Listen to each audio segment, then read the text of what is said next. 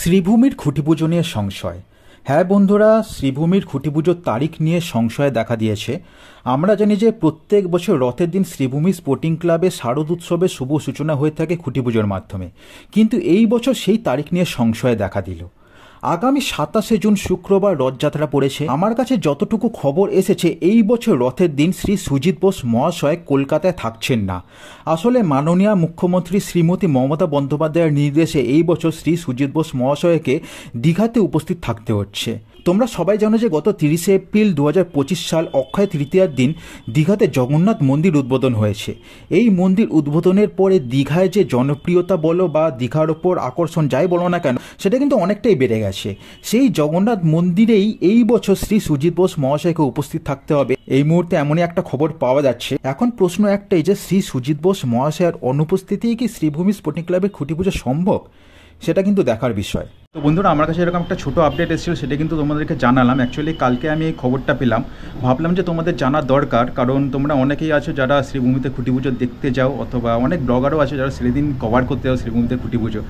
আর শ্রীভূমির খুঁটি পুজো মানে রথের দিন, সেটা কিন্তু একটা মানে হ্যাবিচুয়েটেড হয়ে গেছে আমাদের মধ্যে আর কি জানা ব্যাপারটা। কারণ আমরা সবাই জানি যে রথের দিনে কিন্তু শ্রীভূমিতে খুঁটি পুজো হয়, সেটা কিন্তু কোনো রকম নড়চড় হয় না। কিন্তু এবছর এরকম একটা খবর পাওয়া যাচ্ছে, এবং উনি মানে শ্রী সুজিত বোস মহাশয় যদি এখানে না থাকেন বাই চান্স, তাহলে খুঁটি পুজো সম্ভব কিনা সেটাই কিন্তু দেখার বিষয়। যাই হোক, এই মুহূর্তে আমার কাছে এটুকু আপডেট এসেছে, সেটাই কিন্তু তোমাদেরকে আমি জানিয়ে দিলাম। এখনও রথ আসতে আসতে মোটামুটি দিন 12 মতো বাকি আছে। আজকে মনে হয় 16 তারিখ, রথ আসছে 27 তারিখ, মানে আর 11 দিন মতো বাকি আছে। এর মধ্যে যদি কোনো রকম কোনো আপডেট আসে বা যদি কোনো আরও খবর টবর আসে আমার কাছে, অবশ্যই কিন্তু আমার চ্যানেলের মাধ্যমে তোমরা জেনে যাবে। সে ভিডিওর মাধ্যমে হোক কিংবা কমিউনিটি ট্যাবে পোস্টের মাধ্যমে হোক, কিছু না কিছুভাবে তোমাদেরকে আমি জানিয়ে দেবো। আমার চ্যানেলটাকে একটু ফলো করে রাখো, সাবস্ক্রাইব করে রাখো সবাই। তোমরা অনেকেই হয়তো এই আগ্রহ নিয়ে বসে আছো যে এবছর শ্রীভূমি কী করতে চলেছে। শ্রীভূমি কী করতে চলেছে সেটা তো আমরা খুঁটি পুজোর দিনই জানতে পারবো। যতদিন না খুঁটি পুজো হচ্ছে ততদিন আমাদের এরকম একটা সাসপেন্সের মধ্যে থাকতে হচ্ছে যে এই বছর শ্রীভূমিতে কী চমক আসছে।